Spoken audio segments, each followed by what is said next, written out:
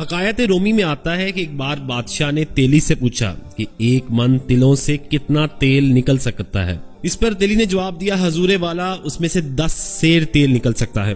تو بادشاہ نے پھر سوال کیا کہ 10 سیر تلوں میں سے کتنا تیل نکل سکتا ہے؟ اس پر تیلی نے جواب دیا، جناب 2.5 سیر۔ اس پر اس نے دوبارہ سوال کیا کہ 2.5 سیر تلوں میں سے کتنا تیل نکلے گا؟ اس پر تیلی نے جواب دیا، حضور 2.5 پاؤ۔ سوال کا سلسلہ یوں ہی چلتے چلتے ایک تل پہ آ گیا۔ بادشاہ نے پوچھا، 1 تل سے کتنا تیل نکلے گا؟ اس پر تیلی نے جواب دیا، حضور اتنا تیل کہ آپ کے ناخن کے ایک سرے کو تر کر دے۔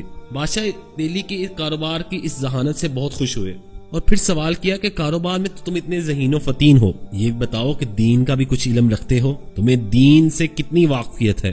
اس پر تیلی نے نہیں میں سر ہلایا کہ مجھے دین کا علم نہیں ہے۔ اب بادشاہ بڑا غضب میں آیا کہ کاروبار میں اتنی مہارت اور دین سے اس قدر نا علمی۔ بادشاہ سلامت نے غصے میں کہا